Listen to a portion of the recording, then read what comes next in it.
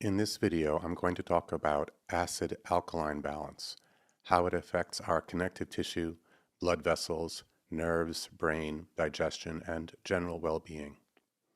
One of the concepts that is discussed in alternative medicine is that of keeping the body alkaline and eating alkaline foods. This is an oversimplification, but there is value to keeping the acid-alkaline levels, also known as the pH, of our bodies in balance. The main way we lose our pH balance is through diet. For the vast evolutionary history of man, we ate an alkaline diet. Looking at the Upper Paleolithic, that is the Stone Age diet of man some 50,000 years ago, it was roughly 87% alkaline forming foods. What does this mean? Foods can have an acidic or alkaline effect on us. As a general rule, all grains and beans other than oats and lentils and quinoa are acidic, as are all animal products. As a rule, all fruits and vegetables other than spinach, tomatoes, dates, figs, plums, and pomegranate are alkaline, with fats and nuts and seeds being mixed, and starchy tubers being neutral. So our Stone Age ancestors ate about 9 parts vegetables and fruits and tubers to 1 part animal. Our diets are the opposite. Our diets are highly acidic. We eat primarily acidic grains, beans, and animal products. In fact, since most of the meat, poultry, and fish we eat is farm-raised on grains and soy, rather than eating grasses and insects and ocean creatures, these animal products are doubly acidic. Add to this the phosphoric acids in the soda we drink, and the highly acidic nature of sugar, and even the acidic nature of some supplements and drugs we take, such as vitamin C and aspirin, and we end up being extremely acidic. Vitamin C is ascorbic acid. Aspirin is acetyl salicylic acid. You can see this for yourself by testing your saliva and urine with some pH paper, which is available online for about $10. You're looking for a pH paper that will measure from 5.5 to 8.0. Urine pH can be from 6.5 to 6.8, but saliva pH should be right at 6.8. A drop of saliva pH to just 6.6 is a sign not just of metabolic acidosis, but of metabolic syndrome as well. Metabolic syndrome can manifest as insulin resistance, high blood pressure, obesity, high triglycerides, and low HDLs. The urine pH is indicative of how much acid your body is trying to dump, whereas the saliva pH is indicative of what your storage of the alkaline element bicarbonate is. Since meat and grains are more concentrated, meaning they have less water content than vegetables and fruits, to get to an alkaline diet, we would need to eat about 90% vegetables and fruits to 10% meat and grain and beans. Since very few of us are willing to eat like a Stone Age hunter-gatherer, and even if we did, it could take years to clean out decades of acids that are built up in the tissues, we need to find another way to manage our pH. I'll tell you what we can do, but first, I will explain the consequences of increasing acidity on the body. Acid is great in our stomach, where it kills fungi, viruses, bacteria, and parasites, and helps break down the proteins and activates certain digestive enzymes. Acid is not good outside of our stomachs, where it can digest us from the inside out. So to deal with excess acidity, our body has 4 options. One is that we can urinate the acids out. Our kidneys do this for us all the time, but asking them to deal with more acids than they were designed to handle day in and day out is stressful for them, and one of the reasons why they get weaker with age. A second way that we can remove acids is that we can exhale them out. Acids can be combined with bicarbonate and turned into carbon dioxide, which we can simply exhale. This works well, but is limited by the amount of bicarbonate we have in our bodies, and as a rule, we become more and more bicarbonate deficient as we age. A third way, and this is specific to our digestive tract, our stomachs and liver and pancreas can produce bicarbonate. The stomach uses it to protect itself from the acid it makes. The pancreas and liver make bicarbonate to neutralize the acidic food that comes out of the stomach and activate pancreatic enzymes, which only function well in an alkaline environment. So you can see 2 of the 3 ways to neutralize acids, that is through breathing and in the digestive tract require bicarbonate. But since our acid intake usually vastly exceeds our levels of bicarbonate, the body must store these acids somewhere, and it chooses the connective tissue as its storage site. Once we become bicarbonate deficient, the following can happen. The acids in the stomach aren't neutralized, so we can get acid burns in the stomach or small intestine. Bicarbonate is needed for mucus to work properly. It causes mucin, what mucus is made from, to swell up with water 1,000-fold to become mucus. If a person doesn't have enough bicarbonate, not only won't they digest their food well, but they won't have sufficient mucus in their intestines to protect the intestines from the acids, alkalis, and enzymes and bacteria.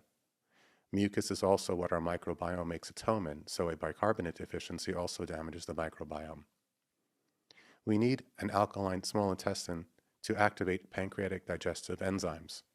Unless the small intestines are alkaline, the enzymes your body makes won't work for you as well, and you won't be able to digest food properly.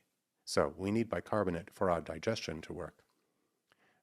Since low bicarbonate levels lower digestion, undigested fat, protein, and carbohydrates can enter the large intestine.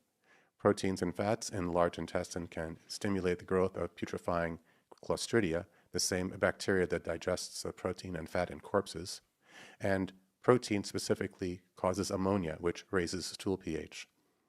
Lack of properly digested carbohydrates means less prebiotics are available for our microbiome, so it suffers as well. There is an enzyme called intestinal alkaline phosphatase.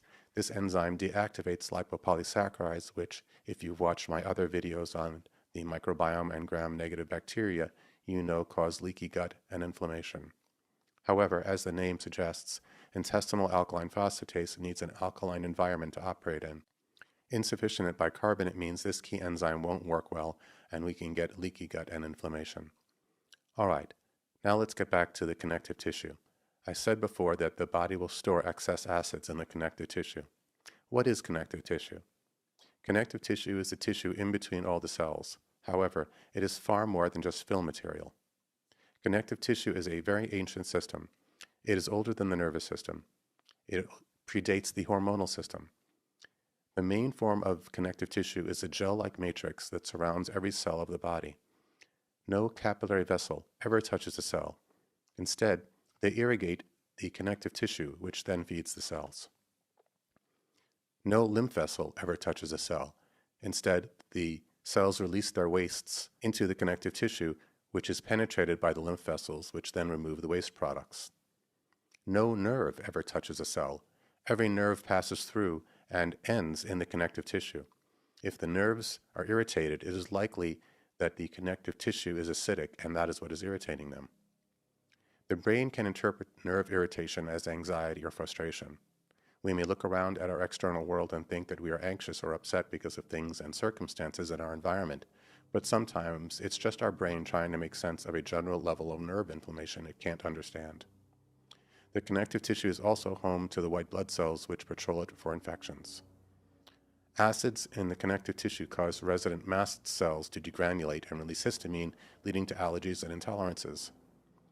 The connective tissue is also penetrated by fiber optic collagen nanotubes, which deliver infrared light from the sun to the cells, a kind of interior cellular illumination system. Connective tissue is also responsible for filtering toxins before they reach our cells, as well as storing fats, proteins, sugars, and water-soluble minerals and vitamins. It does all of these things unless it is asked to store acids instead. So we must decide, do we want our connective tissue to be doing its job of nurturing and protecting our cells, or do we want it to be a toxic waste site for storage of excess acids we can't get rid of? If we force the connective tissue to be an acid waste dumping ground, the blood vessels will get irritated, the nerves will get irritated, everything will get irritated. Eventually, the connective tissue starts to fail. Initially, we experience this as a weakening of the ligaments, tendons, and bones. These are all types of connective tissue. Tendons and ligaments are always breaking down and reforming. They form by the spinning of connective tissue fibers together into longer strands of very strong material. This is done in the same way that wool is spun into yarn. However, if the connective tissue is acidic, it interferes with this process. Imagine coating sheep wool with grease and then spinning it into yarn. Pull on the yarn and it'll likely fall apart because the grease kept the fibers from attaching to each other. This is what can happen to tendons and ligaments. If you're over 40 years old, you've probably had the experience of getting injured from doing absolutely nothing. You lean over, you take a step, you turn to the right or left, and then you feel something tear and you've got an injury. How did this happen? You didn't lift up a heavy load. You didn't move past your range of motion. Acids in the connective tissue make for weak tendons and ligaments, and it's likely that one just gave way because it was never properly spun together due to the acids that accumulate in the connective tissue. In addition to weak joints, we can also see this happening in aging skin. Look at the skin of a 90-year-old. Transparent, fragile, thin.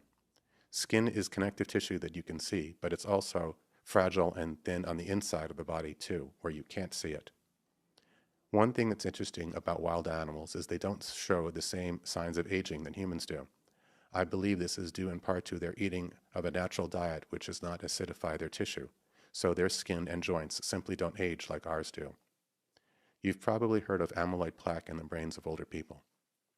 Amyloid is a type of connective tissue that is binding to toxic proteins, fats, and acids. Would neutralizing dietary acids protect our brains from aging? Would they make it so that we don't have to create toxic amyloid plaque? Possibly. In fact, for every 1-point drop in bicarbonate on a blood test, we see a 4 to 5 month increase in brain age in the elderly. While we're on the topic of the brain, for those concerned with the neurotoxic effects of fluoride on the pineal gland, you may be pleased to know that bicarbonates remove fluoride from the brain as well. So, how do we increase our bicarbonate levels other than eating a Stone Age diet? One way is to take a hot bath with 2 cups of sodium bicarbonate in it. Another name for sodium bicarbonate is baking soda, but make sure you get the aluminum-free form. This, however, can take a while. So another way is by taking sodium bicarbonate orally. However, be careful. There's a right and wrong way to do this. If you just mix some baking soda in water and drink it, it will neutralize your stomach acids, making gas and ruining your digestion. What you want is to deliver bicarbonate to your body the way your body delivers it to you, slowly and at the top of the small intestine.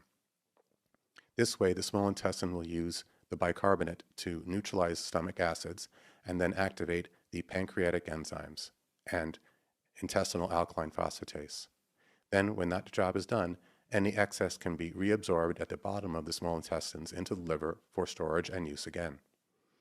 Once the liver levels are topped off, bicarbonates can then start working on neutralizing acids in the connective tissue. Once in the connective tissue, bicarbonate can combine with acids to form carbon dioxide, which we can then harmlessly exhale. To this end, I've created Bicarbamet. It is a mix of bicarbonates in a time-release capsule.